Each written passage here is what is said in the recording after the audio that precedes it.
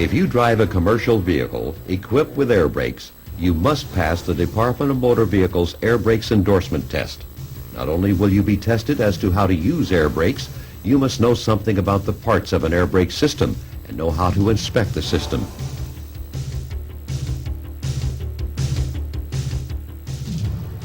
So you can be questioned as to what are the three braking systems that are combined: the service brake system, the parking brake system, the emergency brake system. What kind of air is used to make the brakes work? Compressed air. An important part of the air brake system is the air compressor. What does the air compressor do? The air compressor pumps air into the air storage tanks. What does the air compressor governor control? It controls when the compressor will pump air into the storage tanks. How much compressed air must the storage tanks hold? Enough air to allow the brakes to be used several times, even if the air compressor stops working.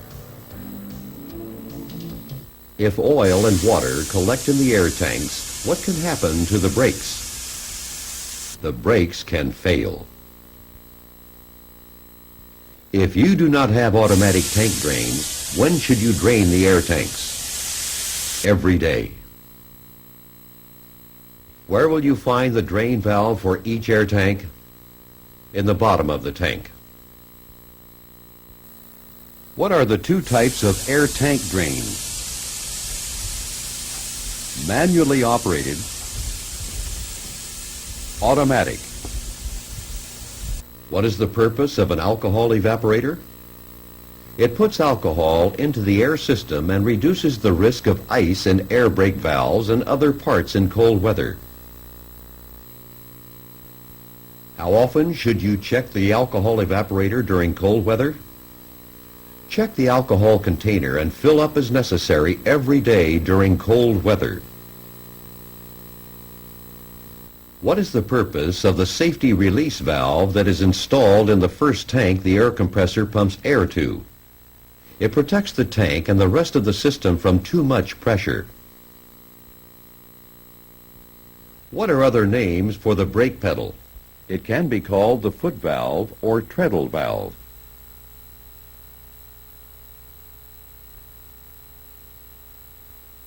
What can happen if the brake pedal is pressed and released too often?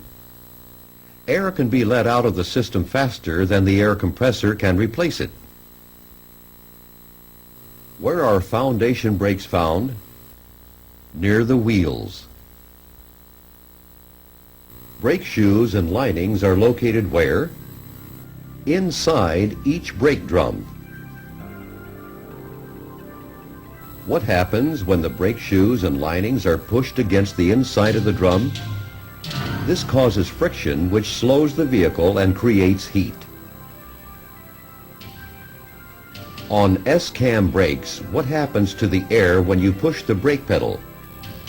Air pressure pushes the rod out, moving the slack adjuster and twisting the brake camshaft. In which direction does the S-cam force the brake shoes when you apply the brakes? It presses them against the inside of the brake drum. If the air compressor begins to leak, what keeps air in the tanks? The one-way check valve. Vehicles with air brakes must have an air pressure gauge that tells you how much pressure is in the air tanks and available for braking.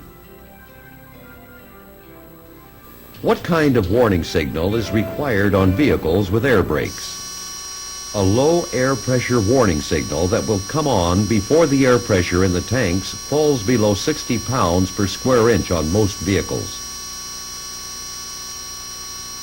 What are three types of low air pressure warning devices?